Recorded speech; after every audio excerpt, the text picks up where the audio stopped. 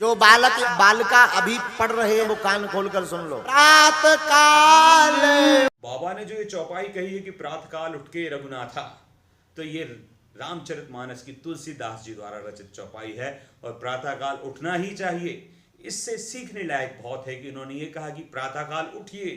जैसे भगवान उठते थे, रामचंद्र जी उठते थे, वैसे हम सबको प्रातःकाल ही उठना चाहिए, नहीं तो 9 बजे और 10 बजे उठ रहे हैं। जो प्रातःकाल उठते हैं किस्मत उनका ज़्यादा साथ देती है, ना कि 8 और 9 बजे उठने वाले के। इसके साथ फिर उन्होंने कहा प्रातःकाल उठ रघुनाथा। उसके बाद माता पिता के हाथ पैर जोड़िए, दोनों बात कही तो उठिए भी और हाथ पैर भी जोड़िए और फिर पढ़िए। ये नहीं कि बस पैर हाथ जोड़े हैं। अगर आप हाथ पैर जोड़े रहेंगे तो आप कहीं नहीं जुड़ पाएंगे। इसलिए तरक्की से, उन्नति से जुड़ना है तो उनके भी हाथ पैर जोड़िए और अपने हाथों को मेहनत पर लगाइए, आंखों को पुस्तक पर लगाइए, कॉपी में लगाइए। समझ गए?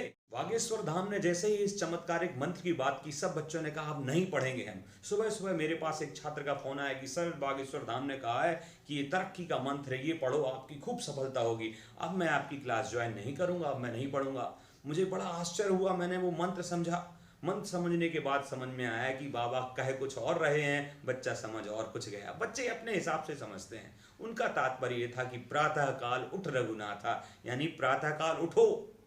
जैसे रघुनाथ यानी रामचंद्र जी उठते थे प्रातःकाल, तो प्रातःकाल उठो। आजकल के बच्चे 10 बजे उठते हैं, तो पहले तो प्रातःकाल उठो और सबसे पहले जिनके घर में आप रह रहे हो, जिन्होंने आपको जन्म दिया है, उनको उपकार मान के उनके हाथ पैर जोड़िए। उसके बाद पढ़ाई करिए। इसका ये मतलब नहीं था कि केवल हाथ पैर जोड़िए तो कुछ नहीं होगा। आप 8 बजे पेपर है, आप पेपर देने ही ना जाएं, केवल हाथ पैर जोड़े रहें। परीक्षक पूछेगा भैया वो बच्चा नहीं आया, बोले वो हाथ पैर जोड़ रहा है क्योंकि बागेश्वर धाम ने कह दिया हाथ पैर जोड़े रहिए। तो बेटा हाथ पैर भी जोड़िए, प्रातःकाल भी उठिए और परिश्रम भी करिए।